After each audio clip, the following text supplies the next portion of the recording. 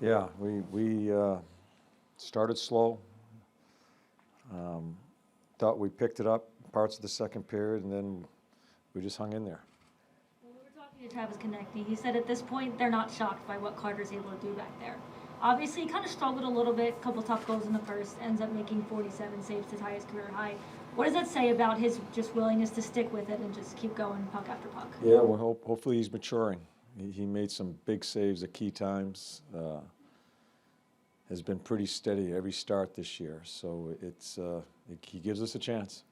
John, speaking about Travis Konechny, he was obviously one of the players who got sat down in the third period last game. For him to come out in the first period of this game and make the plays he made, do you feel like that was a case of message received on his part? Well, I think he plays that way. No, I have no qualms as far as how hard he plays. I don't think I'll ever question that. So how he felt about it, I don't know. You'll have to ask him. If that's what it was about, so be it.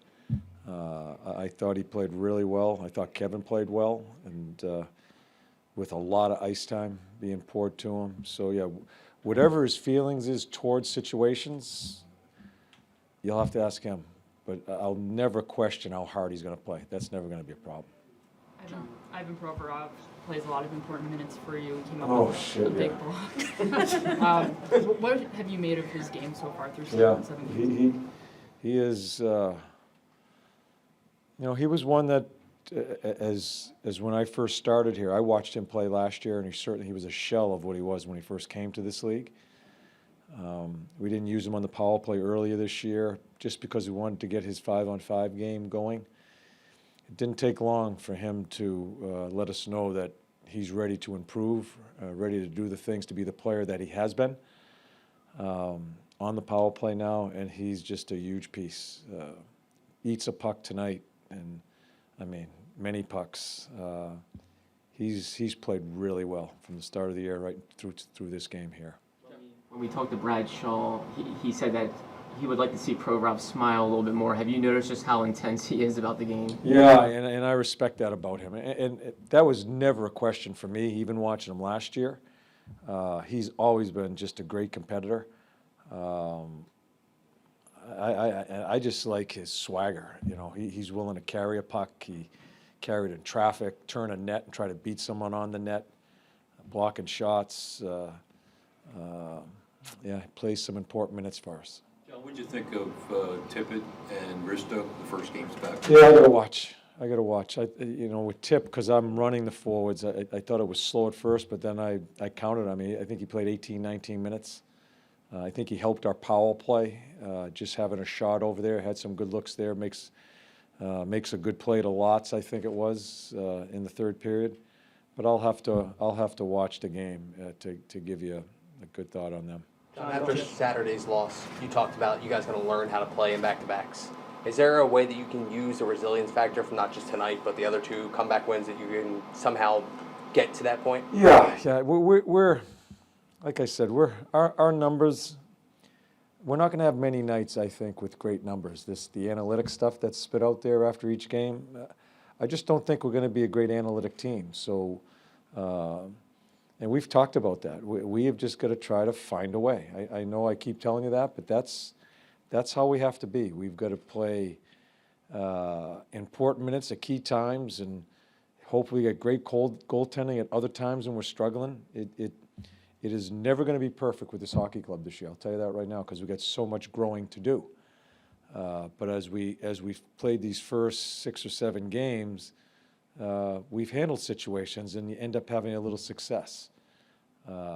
So yeah, we'll just keep working at it. We have so many things we need to work on, but I appreciate their effort. After a first period where we just felt we were a little bit slow and outcompeted on the one-on-one battles, I thought we answered as the game went on. Still gave up a ton of shots, but Carter played well, and then we found a way to score a few, and power play scores, which is key, and you win a hockey game. John, going back to the defenseman, Provorov blocks that shot like you mentioned, but Braun takes one up high too towards the end. You kind of needed all 7 guys that you had in there. How much does that bring a room together early in the season? Yeah, I think we have 30 plus hits, 29 block shots. You know, we didn't have the puck a lot, so we're end up blocking a lot of shots. But you got to find something to hang your hat on.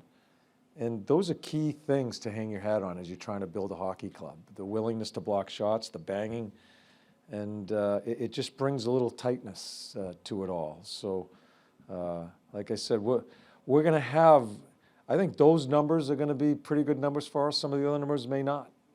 I just think that's the way it's going to be until we really get our footing and maybe get some people back from injury. But that's good stuff to pick up a sheet and you have some hits and some block shots, and I think that's good for a team to see.